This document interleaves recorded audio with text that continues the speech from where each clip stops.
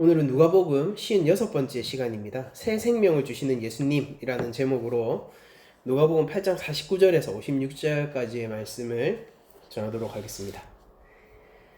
우리가 회당장 야이로가 저번 주에 이제 자신의 딸의 목숨이 경각의 그 가운데서 목숨이 굉장히 위험한 상황이었단 말입니다. 그때 예수님께서 사람들이 어떤 환호 속에 둘러싸여 있을 때 이것을 딸의 목숨을 부탁을 했고, 예수님이 그쪽으로 이동하는 과정에 회당장 야이로의 집으로 가고 있었죠. 그 와중에 혈류병 앓는 여인이 예수님을 만지게 되면서 예수님께서 그 여인을 공식적으로 해방시켜 주시고 자유케 하여 주시고 그 여인에게 구원을 선포하신 사건을 저희들이 한번 살펴봤습니다.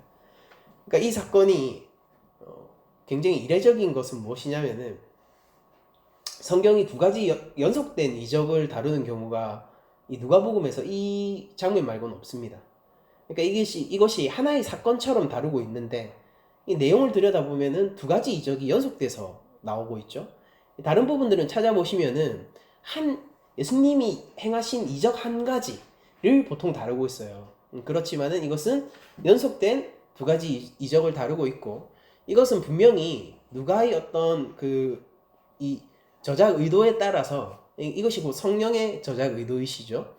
을 통하여서 이것이 연결되었고, 이것을 통하여서 전달하려는 한 가지 주제가 있는 것으로 저희들에게 분명히 인식이 됩니다.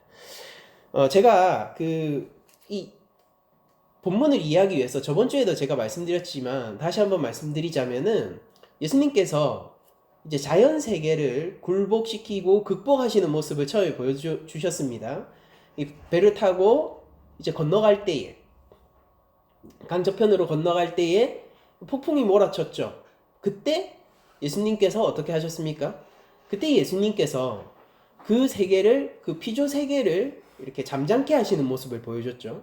그리고 건너가서 이제 군대 귀신이 들린 자를 만나서 무엇을 보여주셨습니까?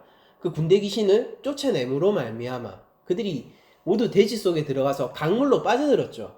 그 폭풍이 일던 그 강입니다. 그 강물로 빠져 죽음을 통하여서 영적인 세계의 지배자이자 또 영적인 세계를 우리로 하여금 극복해 하시는 분이라는 것을 보여주셨고요. 그리고 이제 이 해당장 야이로의 이 사건, 여기에는 혈류병 앓는 여인이 함께 포함되어 있는 사건이죠. 이 회당장 야이로의 딸이 죽어가는 이 사건을 통하여서 예수님께서는 이 질병과 그리고 죽음의 극복을 우리에게 또한 보여주시는 그런 연속된 스토리로 저희들이 이해를 할 수가 있습니다. 그러니까 피조 세계를 다스리시고 극복하시는 있는 누군가? 예수님이에요. 그러니까 이것이 모두 다 이 질문으로부터 나와요. 그분은 누구시길래? 라는 질문이에요. 우리가 앞서서 그 폭풍을 잠잠케 하시는 그 예수님을 바라보면서 제자들이 노골적으로 이 누가가 보여주잖아요. 노골적으로 그들이 질문하는 게 뭡니까? 도대체 그분은 누구시기에 바람과 저 강물마저도 순종하는가? 그분은 누구시기에? 라는 질문이란 말이에요. 그러면 그분은 누구시냐? 피조 세계의 주인이세요. 피조 세계를 또한 극복하시는 분입니다. 그분은 누구십니까? 그분은 영적인 세계를 질서정연하게 사로잡으시고, 영적 세계를 또한 영적 세계의 주인이시고 또한 그 세계를 극복하시는 분이십니다. 그럼 그분은 누구십니까? 오늘 본문의 답이 점점점 커지고 있죠. 예수님에 대한 그 이해들이. 오늘 본문이 그 예수님의 누구신가? 라는 질문에 대한 가장 확장되고 그리고 가장 근원적인 대답인데, 그분이 누구시냐면은 바로 질병과 죽음을 이기시는 분이란 말입니다. 물론 우리가 앞서서 이 누가복음 7장을 보면은 이제 나인성 과부의 하나밖에 없는 독자를 살리는 예수님에 대한 스토리를 저희들이 보게 되죠. 그런 그 예수님의 그 스토리를 통하여서도 죽음을 극복하시는 생명의 원천 되시는 예수님을 알 수 있지만은, 오늘 본문에 나오는 회당장 야이로의 딸을 살리시는 예수님은 조금 더 드라마틱하고, 예수님은 누구신가? 라는 질문에 대한 답을 점층적으로 확장시켜 나가는 방식으로 주는 것으로 말미암아 예수님에 대한 마지막 이해를 제공하고 있는 것 같아요. 왜냐면 여러분들 9장 이제 8장 끝났잖아요. 9장 보시면은 이제 제자 파송이 나옵니다. 그러니까 이렇게 알아야 돼요. 우리가 누가의 제자도에 대해서 저희 교회가 관심이 많잖아요. 누가의 제자도를 통하여서 그 제자도라는 것이 예수님의 제자라는 뜻 아닙니까? 그 예수님에 대한 최종적인 이해가 그리고 근원적인 이해가 무엇이어야 하느냐, 이것이 완결되면은 이제 파송이 될 수 있는 것처럼 보이는데 그게 바로 죽음을 극복하시는 예수님이라는 겁니다. 달리 얘기를 하자면은 이 예수님은 새 생명을 주시는 예수님이에요. 오늘 설교의 제목이기도 하죠. 그러니까 여러분들이 이거에 대해서 잘 알고 계시고 여기에 대해서 이해하셨다면은요, 사실상 오늘 설교는 할 게 없는 겁니다. 끝났어요. 그러니까 새 생명을 주시는 예수님에 대한 고백이 우리의 입술에서부터 나오는 것이 오늘 설교의 목적이고, 우리 낮은 자리 교회가 예수님의 제자로서 서기 위한 어떤 강력한 그 토양이 되는 신앙의 고백이다, 이렇게 얘기를 할 수가 있겠습니다. 우리가 벌써 결론을 얘기했으니까요, 그것을 오늘 본문을 통하여서 이 결론까지 지금 처음부터 한번 달려보도록 하겠습니다. 예수님께서 우리가 앞서 그 저번 주 설교를 한번 기억해 보세요. 앞선 본문을 보면은 그 여인이 이제 혈류병 앓던 여인이 나음을 입은 다음에 사람들이 잠잠했죠. 잠잠하고 그 여인의 공식적인 이 깨끗해짐, 혈류병을 앓는다라는 것은 늘 부정한 사람이란 뜻이니까 공적인 제사에도 나아갈 수 없고 공적인 회당에도 나아갈 수도 없고, 그러니까 어쩌면은 사회의 여러 가지 공적인 일로부터, 이 유대 사회입니다, 여러분들. 사회 여러 가지 그 사회로 어떤 그 공적인 일로부터 떨어지고 사람들에게 저건 부정한 여인, 하나님의 저주를 받은 자라고 소리를 공공연하게 들을 수밖에 없었던 여인을 그 여인의 입술로 자신에게 일어난 일을 선포하게 하시고 그 여인에 대한 따라라는 그 따뜻한 말과 구원을 선포하심으로 말미암아 공적으로 그 여인이 그 사회에서 해방되어지는 그 모습을 예수님이 보여주셨습니다. 보여주시고 계속 사람들은 여전히 많죠. 예수님은 지금 거의 그 자신의 스타를 만난 어떤 팬들에게 둘러싸여 있는 그런 상황이니까 사람들이 여전히 있고 예수님은 그에 이어서 뭔가 얘기를 하고 계시는 거예요. 말씀을 하시고 계시는 순간입니다. 근데 그때 사람이 한 명 오는 거예요. 물론 마가복음의 그 본문을 통해서 보면은 여기 보면 회당장의 집에서 사람이 와서라고 누가복음에선 한 명인 것처럼 되어 있지만은 사실 마가복음을 보면은 여러 사람이 이렇게 온 것을 알 수 있습니다. 근데 어쨌든 누가복음은 거기에서 말을 했던, 예수님께 말씀을 건넸던 그 한 사람만을 이렇게 지목해서 얘기를 하고 있는데요. 그 한 사람이 와서 이렇게 얘기합니다. 당신의 딸이 죽었습니다. 야이로에게 이렇게 얘기하죠. 당신의 딸이 죽었습니다. 선생님을 더 괴롭게 하지 말아 주십시오. 여러분들, 이 말에서 느낄 수 있는 뉘앙스는 뭐냐면은 포기이고 절망이고 선생님을 더 괴롭게 하지 마소서 라는 말을 통하여서 저희들은 또한 일종의 비난과 원망도 찾아볼 수가 있게 돼요. 그러니까 예수님이 너무 굼떴죠. 너무 굼떴어요. 그냥 빨리빨리 가서 이동해서 인파들이 있더라도 지금 급한 일이 용무가 있다, 급한 일이 있다, 지금 비상 상황이다, 사람의 목숨이 경각에 달렸다라고 얘기하면서 제자들을 통하여 그리고 야이로를 통하여서 사람들을 해치고 빨리빨리 갈 수도 있었을 거예요. 근데 예수님은 어떻게 하셨습니까? 사람들이 자신을 만지도록 내버려뒀고요. 그들이 자신을 볼 수 있도록 내버려뒀고, 그리고 혈류병 앓던 여인이 자신을 만졌을 때 그 자리에 서서 꽤나 오랫동안 자신의 그 목적을 위하여, 바로 혈류병 나은 여인의 공개적이고 공식적인 해방이죠. 그것을 위하여서 꽤나 그 자리에서 실강의를 하셨단 말이에요. 그러니까 베드로한테도 이렇게 얘기하잖아요. 누가 나를 만졌느냐? 베드로가 이렇게 얘기하지 않습니까? 아니, 사람이 이렇게 많은데 그걸 누가 할 수 있겠습니까? 지금 무슨 말씀하십니까? 모든 사람이 당신을 만지고 있는데요? 라고 얘기를 하는 거잖아요. 근데 예수님이 거기서 찬물을 끼얹으면서 분명히 누군가 나를 만졌다라고 얘기하잖아요. 사람들한테 시선을 돌리니까 사람들이 나는 아니에요. 당신을 괴롭게 한 게, 당신을 불쾌하게 한 게, 당신의 기분을 상하게 한 게 나는 아닙니다라고 전부 아니라고 손을 내렸지 않습니까? 그 상황에서 그 여인이 나오고 그 싸한 분위기 속에서 예수님은 자신의 구원을 선언하기 위하여서 그 여인에게 꽤나 오랫동안 시간을 들여서 무슨 일이 일어나게 했는지 알고 공개적으로 얘기하도록 하고 또한 구원을 선포하고 그리고 나서도 지금 말씀을 진행하고 계신 거예요. 오늘 본문이 그 장면이잖아요. 아직 말씀하실 때에 그러니까 이것과 관련된 몇몇 가지 가르침이 되었든지 아니면은 그 여인과 관련된 어떤 주의사항이 되었든지 아무튼 무언가를 얘기하고 있습니다. 그러니까 예수님이 너무 느린 거예요. 지금 여러분들 일반적인 시선으로 봤을 때 우리는 물론 예수님을 믿는 믿음이 있고 예수님이 생명의 수여자임을 알기 때문에 이 모든 상황들이 당연히 이해 가능한 상황이 되지만은 여러분들 당시에 있었던 야이로라든지 야이로 집에서 지금 쫓아온 사람들 있잖아요. 이 사람들이 볼 때 예수님은 어떤 분이에요? 지각이 없고 일에 우선순위가 없는 사람인 겁니다. 당연히 그렇지 않겠습니까? 그러니까 그런 예수님을 보면서 그분이 아무리 능력이 있든 그분에게 아무리 치유의 권세가 있고 그리고 수많은 병자들을 낫게 했든 지금 심지어 눈앞에서 누구도 고칠 수 없었던 아무도 도와줄 수 없었던 혈류병 앓는 여인이 실제 나왔잖아요. 이제 그런 일이 벌어진다고 해도 이게 자기랑 상관이 없으니까 어떻게 되는 겁니까? 그러니까 원망하게 되는 거예요. 여러분들 생각해 보세요. 이건 마치 이거와 비슷해요.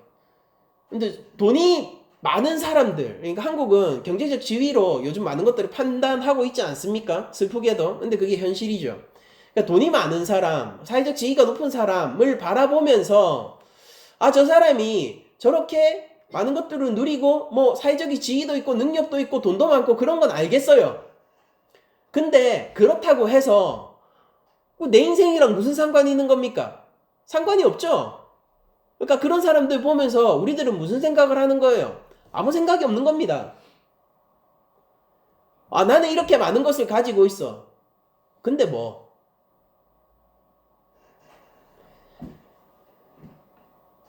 그런데 이 야이로라든지 이 야이로는 잠시 좀 빼죠. 야이로보다는 이 야이로 집에서 달려온 이 사람들 있잖아요. 이 사람 지금 이 딸의 죽음을 야이로의 딸의 죽음을 그 소식을 하나뿐인 딸입니다. 그 딸의 죽음의 소식을 가지고 온 이 사람들의 마음은 어땠을까요? 바꿔 얘기하면 이런 거죠. 그러니까 저가 가진 재산, 돈이 많은 사람이 있단 말이에요. 그러니까 저가 가진 재산이 일부분 나의 것, 나를 충분하고 내 삶을 편안하게 해줄 어떤 그런 나의 몫이 될 뻔했는데 그게 좌절이 된 거예요. 그럼 이제부터 생겨나는 감정은 어떻습니까? 더 이상 무관심하지 않죠. 내 것일 뻔했다가 아니게 되니까 오히려 그 돈 많은 사람을 좀 빨리빨리 좀 일 좀 처리하지 이런 원망이 들 수도 있을 거고 저 사람은 오히려 돈이 많아서 개념이 없나? 이 생각이 들 수도 있고 이게 얼마나 절실한 건데 저렇게 늑장을 부려서 내가 한 푼도 못 건지게 되나 이런 마음이 들 수도 있잖아요. 그러니까 아주 비천한 예지만은 아주 그냥 와닿게 하기 위하여서 극단적으로 예를 든 건데 어쩌면 우리가 이런 식으로 생각하면은 이 집안 사람들이 그리고 야이로의 마음을 더 이해하기 편할 수도 있을 것 같습니다. 그리고 부모된 입장에서 자녀가 살아날 가능성을 있다라고 여겼는데 그것이 정말로 좌절되었을 때 거의 끝 목전까지 왔잖아요. 살릴 수 있는 목전까지 왔는데 마침내 좌절되었을 때의 절망감이 어떨까 이런 것들을 상상해보면은 아무튼 분위기가 좋을 수가 결코 없었을 겁니다. 그러니까 예수님을 향한 더 이상 선생님을 괴롭게 하지 마소서 묻어있는 원망과 그리고 거리를 두는 뉘앙스 같은 것들을 애들이 그런 식으로 생각해보면 쉽게 이해를 할 수가 있게 되죠. 근데 거기에 대해 이런 상황 속에서 제가 아주 공들여서 이 상황들을 설명했는데 이런 상황 속에서 예수님이 하신 대답이 진짜 한편으로는 과간이다 라고 얘기할 수도 있고, 한편으로는 이것이 예수님이 얘기해 줄 수 있는 어떤 우리를 향한 메시지의 백미이다 라고 얘기할 수 있는데, 그런 상황 속에서 예수님은 이렇게 얘기합니다. 두려워 말고 믿기만 하라.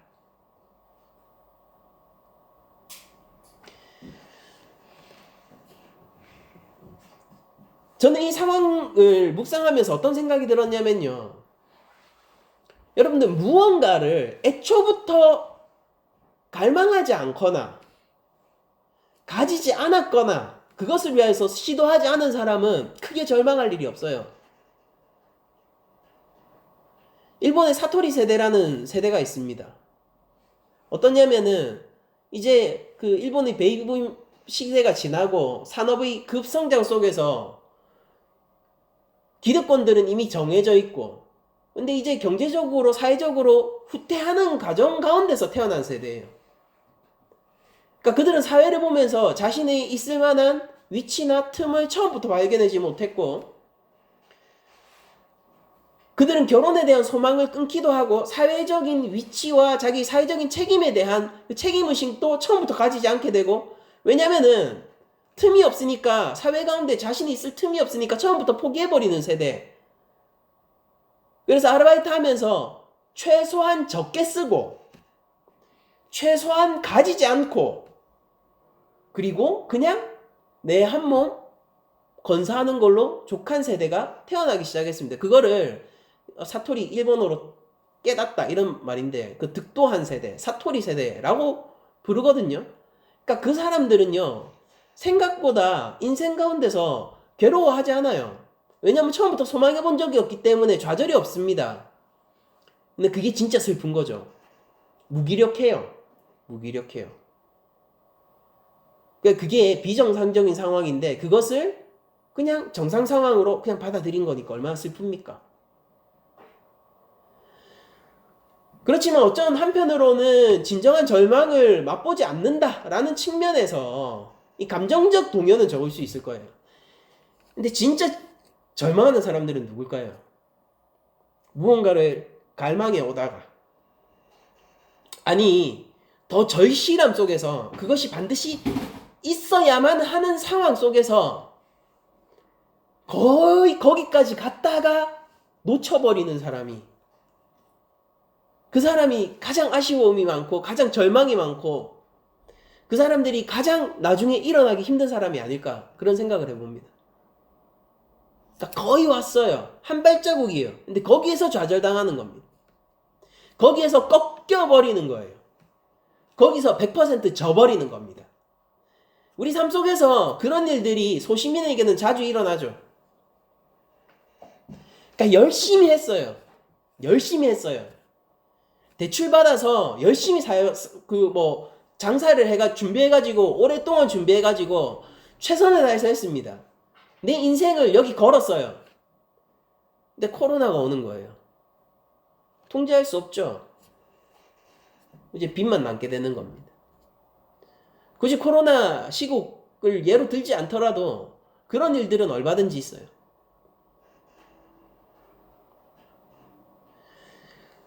더 슬픈 일은 열심히 하고 최선을 다하고 내 모든 것을 걸었는데도 능력이 부족할 수 있어요. 더 슬픈 일은 최선을 다하고 열심히 하고 능력까지 있는데 기존의 시장에 밀려서, 기득권에 밀려서 강제적으로 좌절당할 수도 있습니다. 선점한 위치야 더 많은 자본력과 더 많은 기술을 가지고 그냥 처음부터 찍어 누를 수도 있어요. 될성 싶은 떡잎이기 때문에 눌릴 수도 있다고요. 그러니까 우리들은 살면서요, 그런 일들을 많이 보잖아요. 거의 왔는데 하나만 더 가면 되는데, 근데 나 때문이 아니에요. 외부적 요인 때문에 꺾여버리는 겁니다. 그리고 내 스스로의 한계가 결코 뚫어내지 못하는 개인의 어떤 한계 속에서 절망하기도 하고, 그러니까 이런 거 많이 보잖아요. 그때 느끼는 절망감들이 우리 인생 속에서 얼마나 크겠습니까? 그런 사람들, 이 감정적인 동요를 겪지 않을 수 있겠습니까? 근데 하물며 딸의 죽음 앞에서 야 이러고 어떻게 평정할 수 있겠어요? 이제 그런 죽음의 인생, 끝끝내 꺾여버린 인생, 그러니까 처음부터 꺾인 인생도 있지만은 끝끝내 꺾여버리는 인생도 있단 말입니다. 그런 절망하는 인생 가운데서 예수님이 지금 이런 얘기를 하시는 거예요. 두려워하지 말고 믿어라라는 거예요. 믿기만 해라. 두려워하지 말고 믿기만 해라.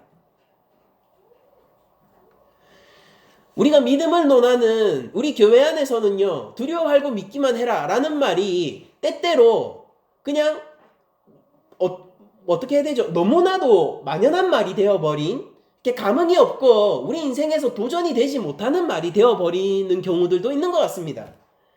왜냐면은 두려워하고 하지 말고 믿어라 라고 얘기하면은 그래 여호수아 담대하고 두려워하지 말고 저 땅을 정복하고 그래야지. 근데 이게 인생의 도전은 되지 않는 거예요. 예수 그리스도의 제자가 되는 이 길에 별로 위로가 되지 않는 겁니다. 왜냐하면 그거는 그거고 내 삶은 내 삶이라서 그런 거예요. 그 말이 내 삶과 무슨 연관이 있느냐라고 되는 것이죠. 근데 잘 생각해 보세요. 예수님이 야이로에게 두려워하지 말고 믿기만 하라라고 얘기할 때 이 야이로는 그것을 선택하기 정말 힘든 인생의 가장 절망적인 상황에 놓여 있었다는 걸 우리가 생각해 봐야 돼요. 근데 거기에서 예수님이 선택지를 던져주는 겁니다. 심지어 그 예수님을 향한 원망의 마음이 있는 상황에서 예수님이 마지막 희망을 던져주는 거예요. 이거 복잡하잖아요. 여러분들 감정적으로 복잡하지 않겠어요? 절망했어요. 예수님을 향한 원망도 있어요. 한편으로 미움도 있으면서 그분이 지금 혈류병 여인을 낫게 하는 장면도 봤어요. 이런 쉽지 않은 것이죠. 이런 상황이 우리 믿음은 이런 상황인 거, 인생 가운데서 예수를 믿는다는 것은 이런 상황 가운데 사실상 놓여진다라는 거예요. 이제 여기에서 예수님이 이렇게 얘기하시는 겁니다. 어떻게 해야 되지? 어떻게 해야 되지? 한편으로는 완전히 절망했지만은 한편으로는 절망할 수만은 없는 이 상황 가운데에서 딸의 생명이잖아요. 내 딸이잖아요. 그 상황에서 예수님이 마지막 한마디를 하는 겁니다. 이것이 마지막 한마디예요. 제자로 가느냐 안 가느냐에 두려워하지 말고 믿기만 하라. 야이로는 절망할 이유도 가지고 있고 야이로는 희망을 품을 이유도 가지고 있어요. 딸은 죽었어요. 절망하기 충분한 이유예요. 그러나 이분은 지금 내 눈앞에서 누구도 고칠 수 없던 인간적인 힘으로 극복할 수 없는 혈류병을 평생 알아오던 이 여인을 고친 분이기도 해요.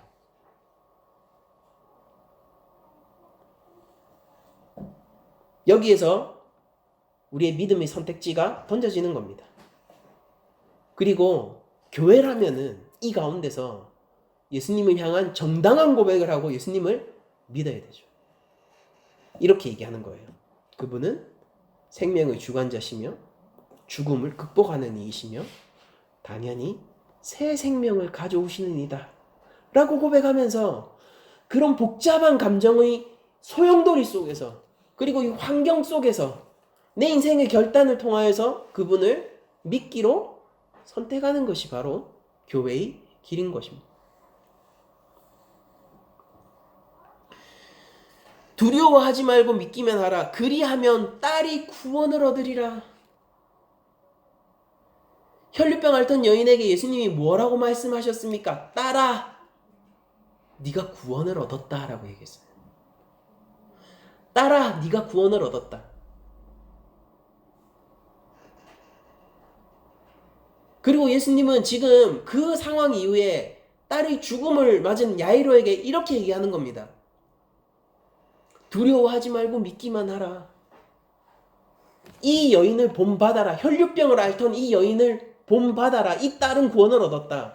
그리고 너는 그것을 따라 두려워하지 말고 믿기만 하라. 그리하면 딸이 구원을 얻을 것이다. 지금 내 앞에서 하나님의 딸이 구원을 얻는 장면을 보았지.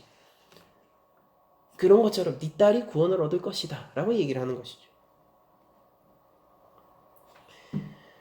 성경에서는 야이로가 어떠했는지를 알려주지 않지만은, 그러나 우리는 이 장면을 통하여서, 다음 장면을 통하여서 야이로가 예수님에게 희망을 걸고 믿기로 결단했다는 사실을 알 수 있습니다. 왜냐면은 예수님의 이 걸음이 멈추지 않고 야이로의 집까지 향했거든요.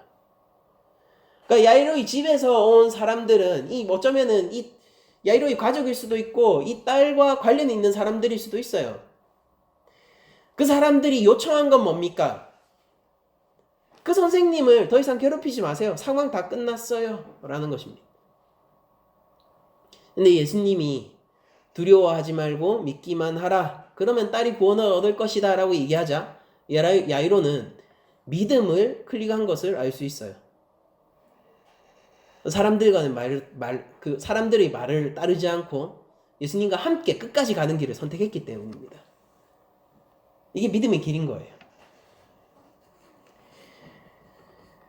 그 집에 이르러 베드로와 요한과 야고보와 아이 부모 외에는 함께 들어가기를 허락하지 않았다라고 되어 있죠. 그러니까 예수님이 처음부터 이것을 아주 극비리에 이 이적을 진행하셨다는 것을 보여줍니다. 그러니까 혈류병 여인은 모든 사람들이 보는 앞에서 나았지만은 지금은 가장 중요한 예수님의 세 제자와, 그러니까 이 제자들 12제자 가운데서도 베드로가 가장 첫 번째 제자이고요. 베드로, 야고보, 요한은 3대 제자입니다. 이렇게 가장 중요한 핵심이 되는. 그러니까 이 세 명이 예수님이 그 마지막 겟세마네 기도를 하실 때도 함께 데려가서 함께 밑에서 기도하라라고 시켰던 그 제자들이거든요. 딱 예수님이 가장 중요하게 여기시는 세 제자와 그리고 그 아이 부모만을 데리고 이렇게 들어가십니다. 그 상황이 근데 어떤 상황이었냐면요. 아이의 죽음이 확인된 상황입니다. 다음 절을 보시면 모든 사람이 아이를 위하여 울고 통곡하며 되어 있죠. 그러니까 지금 상황이 어떻냐면 지금 장례식 상황인 거예요. 그러니까 상황이 끝나 있어요. 근데 이때 야이로의 마음이 어땠을까 좀 저는 생각을 해봅니다. 아이가 죽었습니다. 얘기만 들었습니다. 얘기만 들었어요. 아이가 죽었으니까 상황이 끝났으니까 더 이상 선생님을 괴롭게 하지 마세요. 그들은 신뢰할 만한 사람이죠. 그렇지만은 그 얘기 속에서도 말을 들은 상황 속에서도 예수님을 믿기로 결단한 거예요. 두려워하지 말고 믿어라. 그 집으로 가는 길 가운데서 야이로가 무슨 생각을 했을까요? 여러분들 강대상에서는 매주 예수를 믿으라는 말이 울려 퍼집니다. 그러나 인생의 그 길을 가는 여러분들 삶 속에서 여러분들은 무슨 생각을 할까요? 이제 집에 도착했더니 사람들이 울고 있는 장면을 보고 있는 거예요. 지금 장례식장에 도착했습니다. 내가 떠나올 때는 분명히 내가 예수를 만나기 위해서 떠나올 때는 우리 집이 어쨌든 매일 살아가던 그 집이었는데 예수랑 만나서 우리 집에 막상 되돌아오고 나니까 이 집이 장례식장이 돼 있는 거예요. 딸이 지금 우리나라 말로 얘기하자면 병풍 뒤에 지금 누워 있다고요. 그걸 볼 때 야이로는 무슨 생각을 해야 될까요? 그럼 그 상황 가운데서 예수님이 미리 말씀하신 두려워하지 말고 믿기만 하라. 그러면 딸이 구원을 얻을 것이다라는 이 말은 야이로에게 어떤 식으로 다가왔을까요? 여러분들이 인생길 가운데에서 여러분들이 믿음을 놓칠 만한 수많은 이유들을 우리들이 발견하게 됩니다. 딸의 죽음처럼 절망하고 좌절하기에 합당한 수많은 이유들을 우리들이 발견하게 돼요. 그 상황 속에서 예수님이 만약 여러분들에게 두려워하지 말고 믿기만 하라라는 얘기를 한다면은 그 말씀이 얼마나 위로가 될까요? 정말로 그것이 우리를 지킬 만한 하나님의 가르침이 되는 것일까요? 사람들은 울고 있고 딸은 지금 시체로 누워 있다고요. 내 눈으로 확인한 바요. 사람들에 의해서 검증받은 것입니다. 그 상황 속에서 딸이 구원을 얻을 것이라는 예수님의 약속은 얼마나 정당성을 가지고 있고 신뢰할 만한 약속이 되겠습니까? 야이로는 믿음을 지킬 이유보다 믿음을 저버릴 이유가 훨씬 많았던 사람이에요.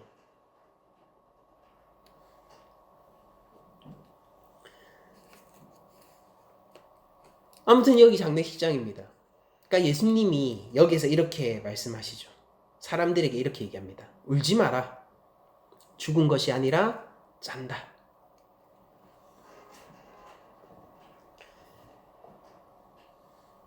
예수님의 이 말씀이 예수님의 이 담대한 선포가 어떤 의미였는지 저는 아직까지도 가늠하기 힘듭니다.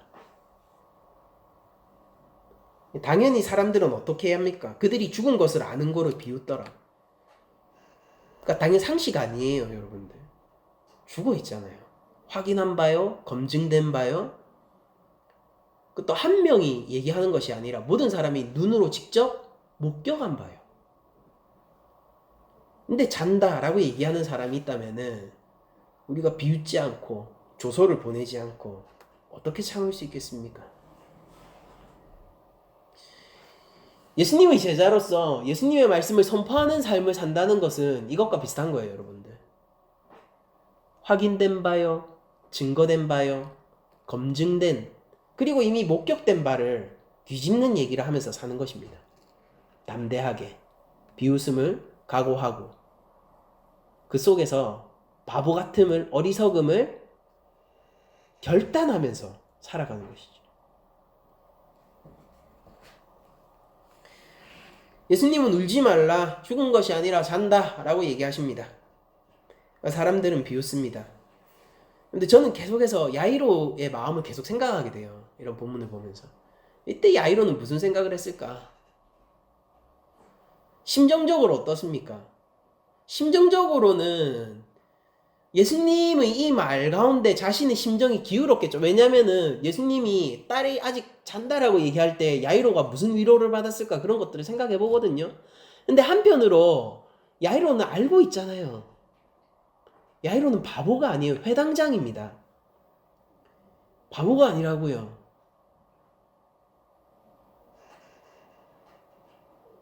그러니까 학식 있는 사람이고 사회적인 지도자고요.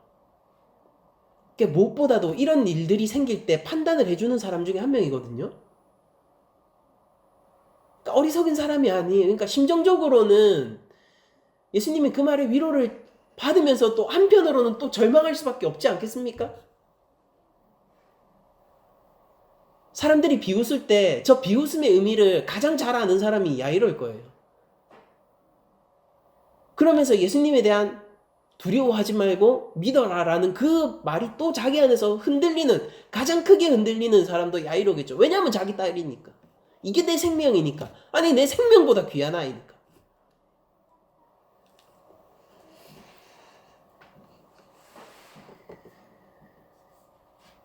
이 모든 상황 속에서 예수님은 이렇게 행동하십니다. 물론 이 사건이 일어난 거는 지금 극비리에 일어난 일이겠죠? 왜냐하면 예수님이 이 전반적인 상황을 누가가 얘기를 해줬지만은 기억해야 될 거는 지금 아이의 손을 잡는 이 상황은 예수님의 가장 중요한 세 명의 제자와 그 아이 부모만 있는 상황이에요. 그 상황 속에서 예수님은 아이의 손을 잡고, 이 보세요. 손을 잡고예요. 터치하셨어요. 손을 잡고 불러 이르되 아이야 일어나라 라고 얘기하십니다. 그렇게 하니까 누가는 이런 식으로 설명합니다. 그 영이 돌아와 아이가 곧 일어나거늘 이라고 얘기를 합니다. 예수님께서 먹을 것을 주라 명령하시고 그 부모가 놀라고 예수님은 이 일을 함구할 것을 이르시면서 오늘 본문이 끝나요. 여러분들, 손을 잡고 일어나 라는 명령하신 이 사건이 우리가 예외적인 사건임을 우리들이 알 수 있습니다. 왜냐면은 7장에 이미 죽은 자를 살리는 사건을 봤잖아요. 그때 여러분들 기억나실지 모르겠지만은 그 나인성 과부의 아들을 살릴 때는요, 그저 말씀으로 살리세요. 그러니까 예수님은 굳이 터치할 필요가 없습니다. 그런데 예수님이, 누가가 지금 기록하고 있기를 예수님이 손을 잡아 일으키는 장면을 분명히 넣어주고 있단 말이에요. 그러니까 여기서 무엇과 겹치냐면은 혈류증 앓고 있던 그 여인, 누가 나를 만졌는가, 그 사건과 지금 겹치고 있는 것입니다. 예수님이 만지시는 거예요. 혈류병 걸린 여인은 와서 예수님을 만졌지만은 이번 죽어있는 이 아이에게는 예수님이 적극적으로 먼저 다가가서 만지고 있는 겁니다. 여러분들, 만약에 이 사건에서 이 혈류병을 앓던 이 여인, 바로 하나님의 딸과 이 야이로의 딸, 그러나 하나님의 딸인 이 아이가 동시에 겹쳐질 수 있다면은 이렇게 얘기할 수 있을 거예요. 이 여인은, 부정한 이 여인은 먼저 예수께로 나아야 예수를 만진 자이지만, 그러나 동시에 주께서 다가가 주가 먼저 손을 잡고 일으킨 자이기도 하다라는, 만약 이 캐릭터를 우리가 하나로 겹칠 수 있다면 그런 믿음의 고백을 할 수 있을 겁니다. 그러니까 우리가 예수께로 나아가는 것은요, 누구보다도 우리가 주님을 향한 간절함과 생명에 대한 그 강한 희망을 가지고 먼저 나아가 만지는 것이지만은, 그 행위 자체가 무엇을 담보하냐면은 죽어있던 우리에게 예수님이 먼저 불쌍히 여기고 나와서 모든 사람들이 조롱과 비웃음을 뚫고 우리의 손을 잡고 먼저 일으킨 사건으로도 이해할 수 있단 말입니다. 우리가 예수님을 믿는다라는 것이 무엇이죠? 그러니까 우리가 예수님을 믿는다는 것, 예수님의 제자가 됐다라는 것은 우리의 믿음의 결단을 동반하는 일이지만은, 그러나 그것은 동시에 결단할 수 없었던 나, 죽어 있을 수밖에 없었던 나, 하나님을 향하여서 믿음을 가질 수 없었던 나에게 주께서 먼저 찾아와 주시고, 주님이 먼저 내 이름을 불러주시고, 마치 이 방향을 찾을 수 없는 깊은 숲속 가운데 길을 잃고 있던 양 같던 나를 목자가 먼저 불러서, 목자가 먼저 안아서, 목자가 그 길을 헤치고 나를 푸른 초장과 실만한 물가로 인도한 일이다 라고 얘기할 수 있는 거 아니겠습니까?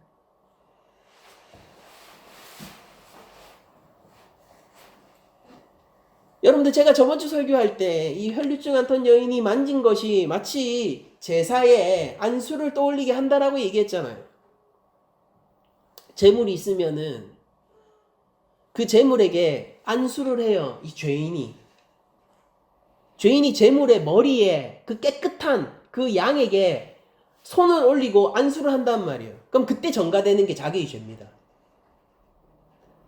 예수님이 하나님의 어린 양으로서 그 혈류증 앓던 여인의 부정함을 대신 가져가신 사건처럼 나에게 보인다, 이렇게 저번주 설교를 했는데, 만약 그 그림을 이번주 설교에 그대로 가져올 수 있다면요, 예수님이 먼저 가서 그 아이의 손을 잡은 것은 그 아이의 죽음을 자기에게로 전가하고 자신의 생명을 그 아이에게로 옮겨서 전가시킨 상호간의, 이게 구속의 기본적인 신학적 그림인데, 이 상호간의 전가로 보인단 말이에요.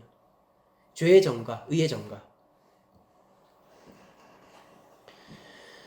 여러분들, 예수님은 이 아이를 말씀으로 고칠 수 있음에도 불구하고 직접 부정해지시기로 결정했습니다.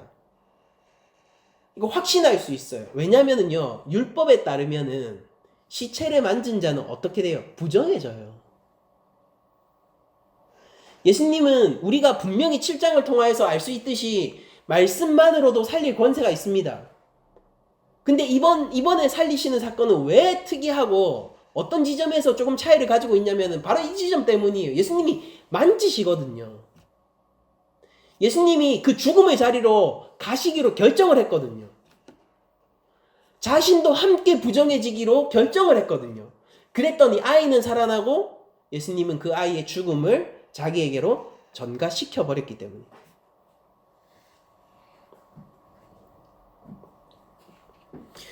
예수님은 생명의 수여자이십니다. 그분은 우리를 대신하여 죽으시고 우리의 죄악을 담당하시고 예수 그리스도 본인이 하나님 앞에서, 성부 아버지 앞에서 부정한 자로 여김을 받고 실제 죄인의 자리에 내려가서 그런 척 하는 게 아니에요. 이게 형식이 아니라고요. 실제 죄인의 자리에 내려가서 하나님 아버지의 심판을 자신이 당하십니다. 죽어야 할 자가 죽어야 하는 그 자리에 죄인으로 내려가서 이 아이의 죽음을 담당하시기로 결정함으로 말미암아 실제 스올로 내려가서 하나님의 진노 아래서 정말로 성부 아버지께 끊겨버리는 죽음을 경험하시는 분이란 말이에요. 그러니까 그것으로 우리들이 생명을 입은 것입니다. 여러분들, 예수님이 우리에게 생명을 주실 때 그분이 값을 치르지 않는 그런 부정직한 분이 아니에요. 하나님이 뭐 정의라는 관념을 따른다 그걸 얘기하는 게 아니라 하나님이 곧 정의이시고 하나님으로부터 정의가 나오기 때문에, 그러니까 하나님이신 바로 제2성자 예수 그리스도께서 모든 것을 그냥 변덕스럽게 결정하시고, 모든 것을 야 내가 죽이기로 했으나 야, 나 이제부터 너 살릴 거야, 그러니까 너 이제 산 거야, 그런 식으로 일을 사안을 결정하지 않으신다고요. 그분이 값을 치르신다니까요. 근데 놀라운 일은 그분의 치르시는 값이 본인 자신이라는 것입니다. 생명의 수요자이신 예수 그리스도가 우리를 위하여서 생명을 주시기 위하여서 값을 치르는데 그게 곧 자기 자신이에요. 자기 자신이 그 죄악을 담당하시는 겁니다. 우리의 추악함을 누가 담당하세요? 주님께서 담당하세요. 우리의 죽음을 누가 담당하셨습니까? 우리의 이 죄악을, 하나님 앞에서, 그 진노 앞에서 살아남을 수 없는 이 죄악을 누가 담당하십니까? 하나님은 눈 감지 않아요. 공의로우신 그분이 눈 감겠습니까? 눈 감지 않아요. 지울 수 있어요? 지울 수 없습니다. 숨길 수 있어요? 모든 것을 아는 하나님의 눈앞에서 우리가 우리의 죄악을 어떻게, 이 추악함을 어떻게 숨길 수 있겠습니까? 그러나 우리의 생명이 되시는 예수 그리스도께서는 이것을 직접 자기에게로 전가하시고 직접 담당하십니다. 우리의 더러움을 가져가세요. 우리의 죄악을 가져가세요. 자신의 어깨에 짊어집니다. 우리는 이 모든 사건의 객관적인 증거를 십자가 앞에서 봅니다.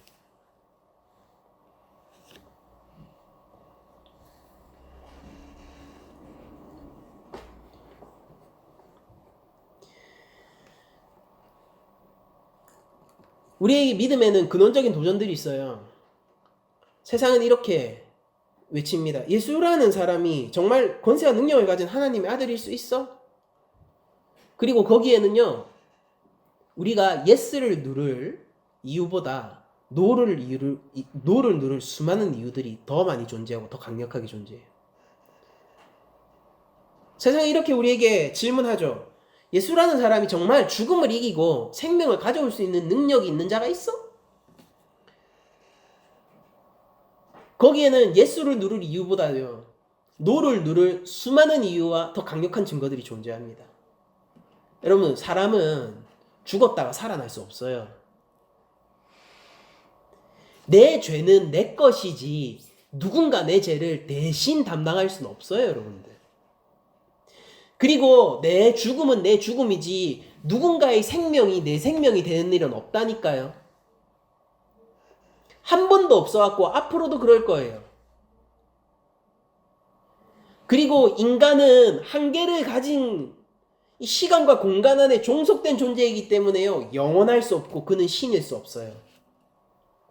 이 땅에 살았고 이 땅에서 육신을 가지고 있었고 이 땅의 시간 가운데서 3년간의 공생애를 사역을 한 그 예수를 보면서, 여러분들, 예수님이 생명의 수여자입니다 라고 우리에게 믿음을 요구한다면 우리는 예수를 누를 이유가 많습니까? 노를 누를 이유가 많습니까?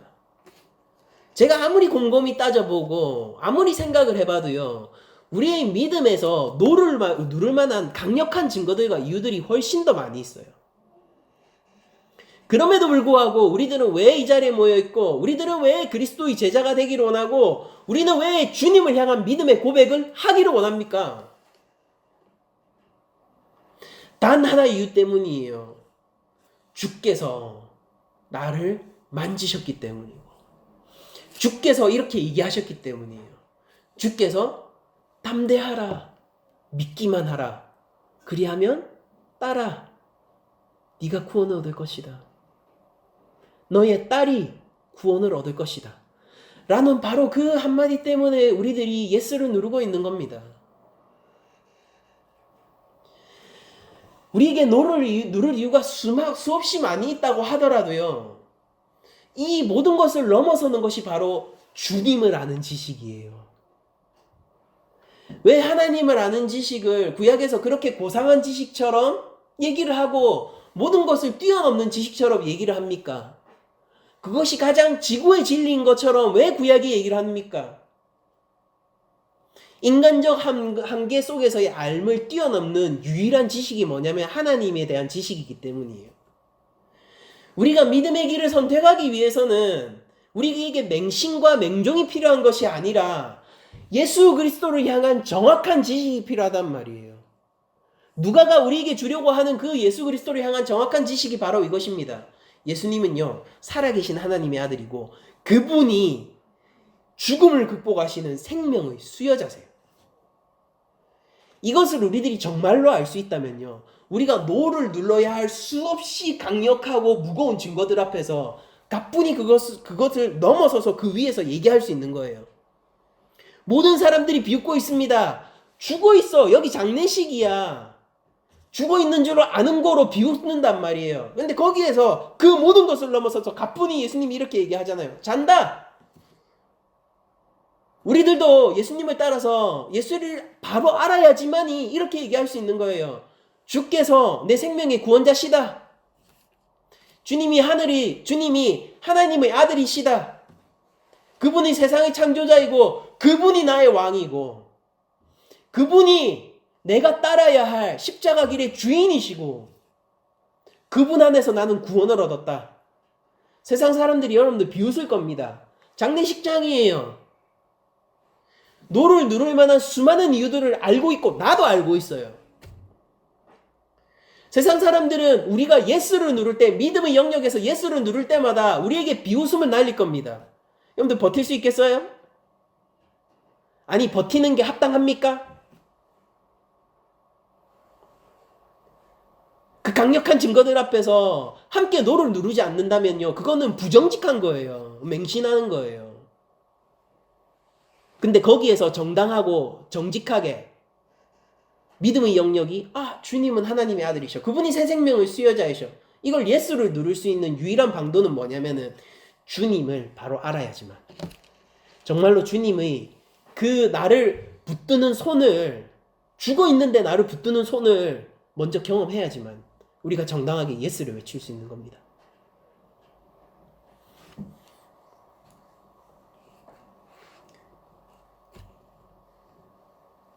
예수님은 그 아이에게 먹을 것을 주라 명령하십니다. 우리도 세상 사람들한테 이렇게 외칠 수 있는 거 아닙니까?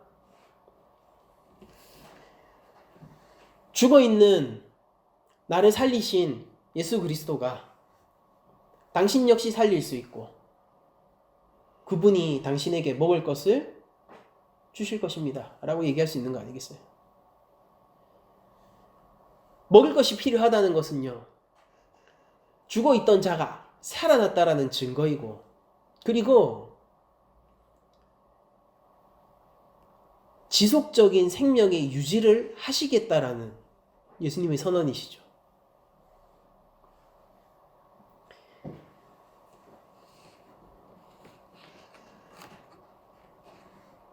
예수님은 마지막으로 이 사건에 대한 언급을 하지 말라라고 지시를 하시거든요. 그러니까 사람들이 보게 될 거예요. 이 아이가 살아나는 장면을 보게 될 건데, 근데 부모는 이 사건에 대해서 함구해야 됩니다. 주님이 살려주셨어 라고 얘기를 하면 안 돼요. 제자들이 따라갔어요. 그러나 그 시체가 있는 곳에 함께 들어갔던 3명은 다른 제자들이 이렇게 물어볼 거예요.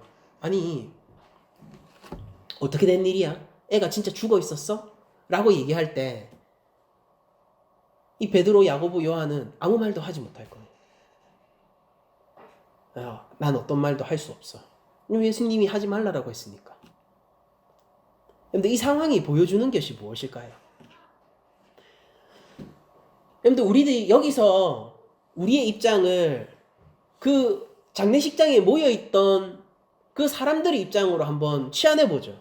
우리의 입장을 예수님과 함께 그 시체가 있던 방에 들어가지 못했던 제자들 입장으로 한번 취한해보죠. 그렇게 되면은 어떻게 되겠습니까? 그렇게 되면은 우리가 애매한 상황 속에서 선택을 강요받게 되는 겁니다.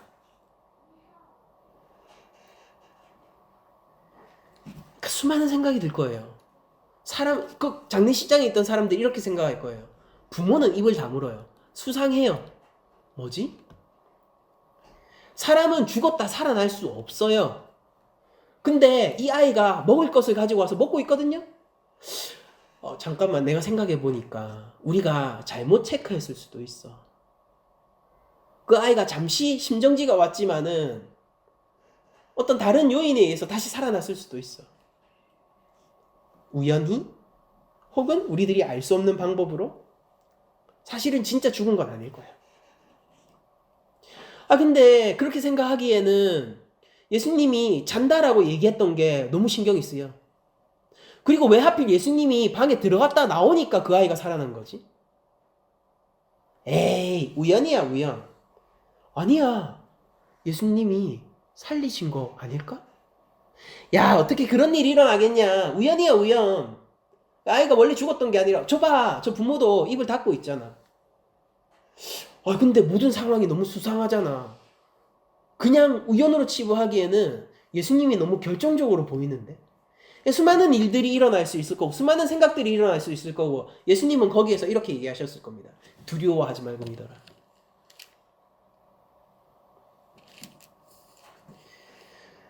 예수님이 여기에서 이 일에 대한 그 전반적인 상황을 결코 얘기하지 말라고 지시하신 것은 사람들이 단순히 이적에 목을 매지 않기를 원하셨기 때문이에요. 예수님이 원하시는 것은 바로 예수님 자신에 대한 주목이었고 예수님 자체에 대한 이야기였기 때문입니다. 여러분들, 회당장 야이로가 가져야 하는 믿음이 무엇입니까?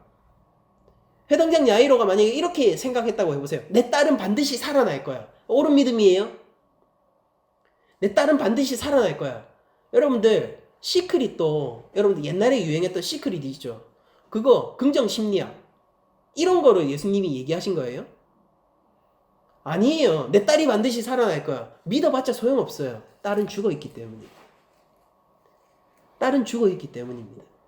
두려워하지 말고 믿어. 그래, 죽어있지만은 반드시 살아날 거야. 우리는 그것을 어리석은 자라고 불러요. 그럼 우리한테 필요한 것이 무엇이냐? 한번 생각을 해보죠. 그들이 만약에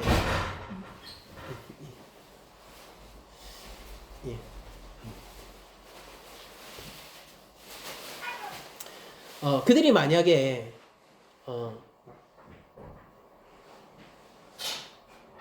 해당장 야이로가 죄송합니다. 해당장 야이로가 만일 믿음을 가지게 된다면은 이 믿음을 가지게 되어야 할 거예요.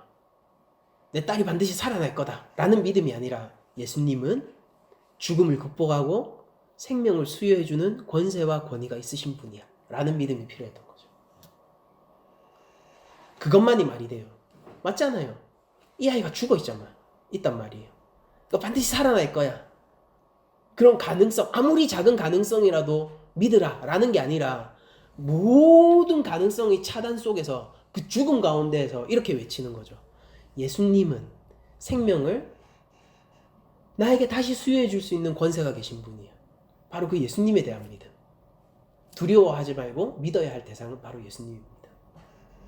우리가 착각하면 안 돼.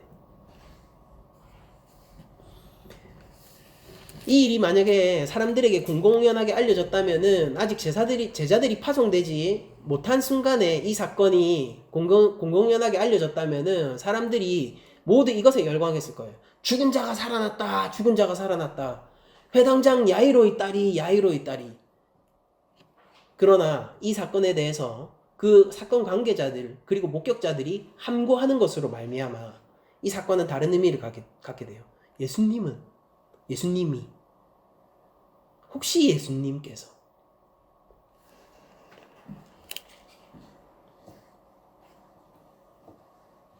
이것은 단지 그냥 놀라운 사건 정도가 아니라 주께서 보여주시는 영적인 실체에 대한 가르침입니다. 여러분들, 우리에게는 교리적으로 우리가 이 개혁주의 신앙을 가지고 있잖아요. 이것은 교리적으로 어느 정도 완성 단계에 들어가 있는 신앙을 가지고 있다는 뜻이거든요. 우리 교리 가운데서 보면은 우리에게 종말론이 있는데, 여러분들, 인간은 영혼이 있어요. 영혼이. 그리고 이 오늘 누가복음 본문을 보면은 죽어있던 그 아이에게 영혼이 다시 돌아왔다. 영이 다시 돌아와서 살아났다라고 얘기하잖아요. 우리에게는 중간 상태의 교리라는 것이 있는데 잠깐 이것을 언급하고 넘어가자면은 여러분들 우리들이 죽게 되면은 우리들이 어떻게 될까요? 주께서 다시 재림하실 때 하나님의 나라가 이제 극치 가운데서 영원히 지속되지 않습니까? 근데 아직 역사는 흐르고 있잖아요. 그러면 우리의 영혼은 어떻게 될까요? 우리가 죽으면은 누군가는 우리의 영혼이 영혼 수면설이라고 부르는데 우리의 영혼이 그냥 잠들어 있다가 우리가 눈 뜨면은 바로 우리 입장에서 감각되는 건 어떤 거예요? 우리 영혼이 죽으면은 다시 말씀드릴게요. 우리가 죽으면은 우리의 영혼이 수면 상태에 들어가니까 우리 입장에서는 그냥 죽었다가 눈 뜨면은 예수 그리스도의 재림인 것처럼 느껴지겠죠? 그런 식으로 우리의 영혼이 함께 수면 상태에 들어간다. 우리가 무덤에 있는 동안에. 이제 그것이 영혼 수면설인데 성경을 보면은 예수님께서 자신과 함께 달린 강도에게 오늘 네가 나와 함께 낙원에 있을 거라고 말씀을 하셨거든요. 그러면은 영혼이 수면 상태에 있다라는 것은 사실 어울리지 않아요. 예수님은 오늘이라고 얘기하셨으니까. 바로 오늘. 그래서 우리들은 이렇게 생각을 합니다. 이 중간 상태의 교리가 뭐냐면은 우리는 그리스도의 재림 전까지 우리의 영혼이 그리스도와 함께 영광 가운데 머물러서 육체의 부활을 기다리는 상태로 들어간다 라고 교리적으로 정리를 해요. 우리가 그 웨스트민스터 신앙고백서를 보면은 제가 소요리 문답을 잠시 들려드리자면은 소요리 문답 37번에 이렇게 적혀 있습니다. 신자가 죽을 때 그리스도에게서 무슨 유익을 받는가 라고 되어 있어요. 이게 우리 교단의 표준 신앙고백서입니다. 신자가 죽을 때에 그 영혼이 완전히 거룩하게 되어 즉시 영광 중에 들어가고, 그러니까 우리가 영광 중에 즉시 들어갑니다.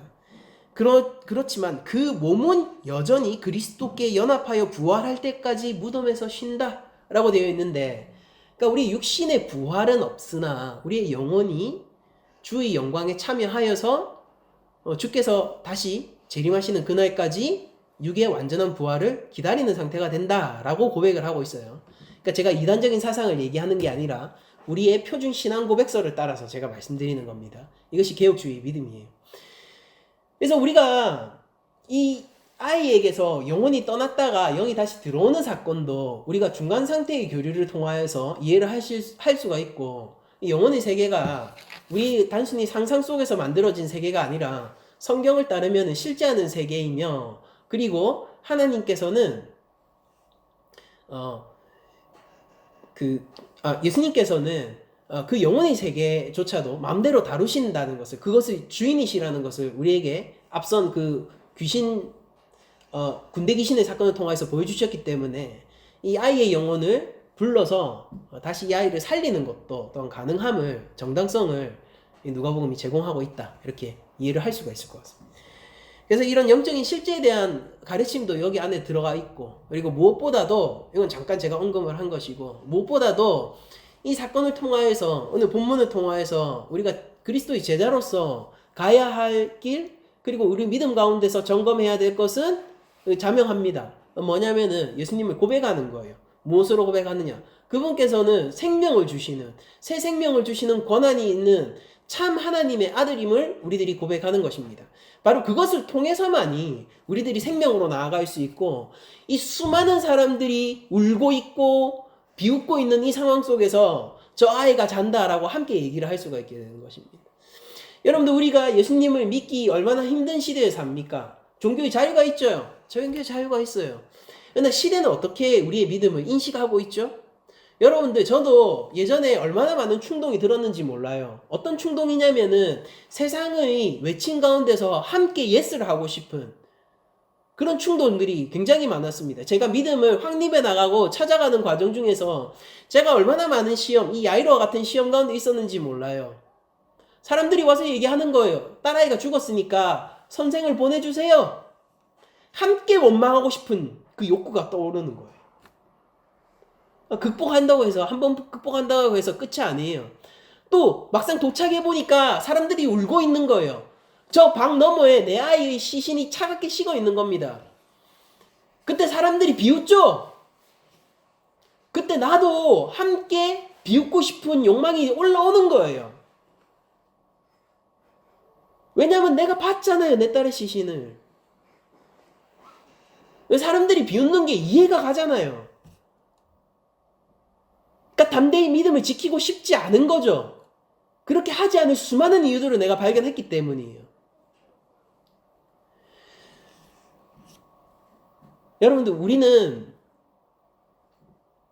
결코 사람들에게 이해를 구할 수 없는 비밀을 가진 자들이거든요. 이해를 구할 수 없어요, 여러분들. 얘기한다고 해서 믿어지지 않을 것이고, 주님이 먼저 손잡아주지 않으면은, 성령을 통하지 않고서는 알 수 없는 믿음이 신비 가운데 있는 것이 바로 성도이고 우리 교회입니다. 그리고 세상의 수많은 정신들과 사람들이 증언들과 내가 이해하고 있는 객관적인 사실들은 내가 믿음을 지키지 않아도 될 무수히 많은 이유를 제공해 줄 거예요. 왜 믿기 힘든 시대에 살고 있나라고 얘기하냐면요, 오늘날만큼 그런 지식이 풍성한 시대가 없기 때문입니다. 2022년 대한민국을 살아가시는 여러분들, 주위를 조금만 둘러보면은 여러분들이 이 믿음에서 한 발만 뗄 수많은 이유들을 발견하실 거고, 그 증거들은 강력할 거예요. 그러나 우리가 믿음을 이 가운데서도 지킬 수 있다면은, 우리가 이 가운데서도 주님을 여전히 나의 구주로 고백하면서 따를 수 있다면은, 단 한 가지 이유밖에 없을 겁니다. 그게 바로 이 모든 지식을 넘어서서 이 모든 지식들과 이유들을 관망하고 조망할 수 있는 하나님을 바로 아는 지식 가운데서는 우리가 이 믿음을 지킬 수 있을 거예요.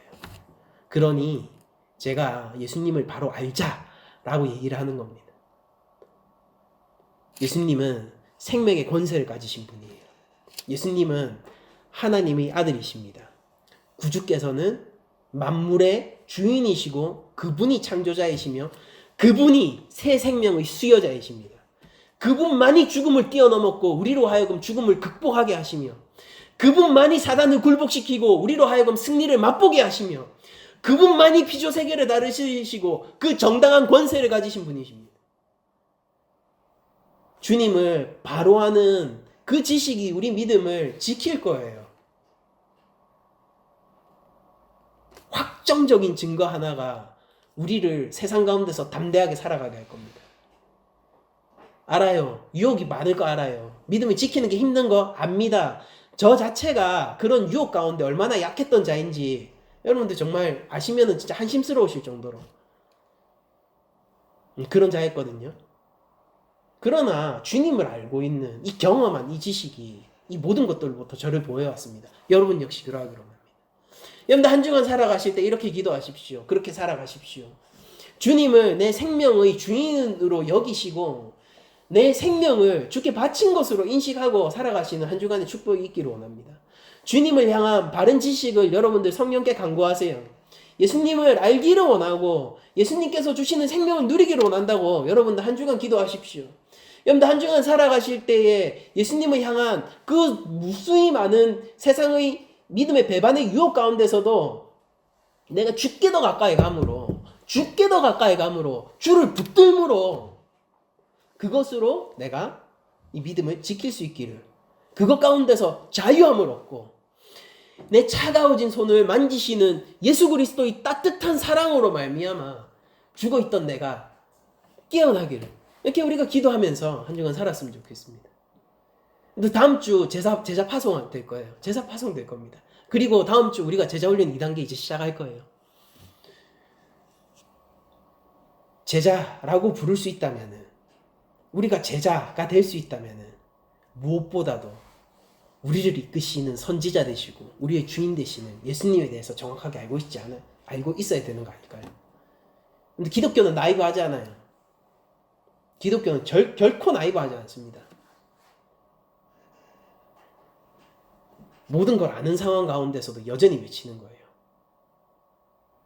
예수님은 생명의 수여자이십니다. 다 알아요. 근데도 얘기하는 거예요.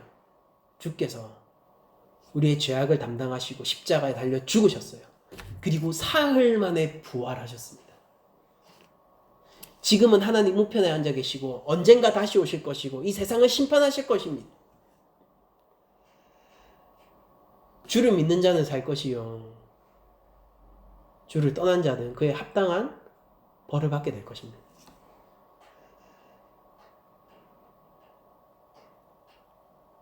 너무 제가 이렇게 얘기하면 너무 스트레이트하고 너무 새빨간 복음처럼 느껴져서 오히려 거부감이 느껴지는 사람들이 있을지도 모르겠지만 그러나 이것이 내가 우리 구주에 대해서 아는 사실이에요. 이 사실을 여러분도 알기를 원합니다. 사람들이 비웃음을 이해하셔야 돼요. 그러나 거기에서 함께 비웃는 자가 되지 않고 담대하게 주를 믿음으로 거기에서 소녀가 잔다 라고 외칠 수 있는 사람이 되어야 돼요. 우리 인생의 주인은 예수님입니다. 근데 믿음을 보존하기를 한 주간 기도하십시오. 주님을 더욱더 가까이 가고 주님을 더욱더 알기를 성령께 구하십시오. 그 인생이 축복이 있습니다. 여러분들의 새 삶과 새 생명을 축복하며 모든 말씀을 마치도록 하겠습니다.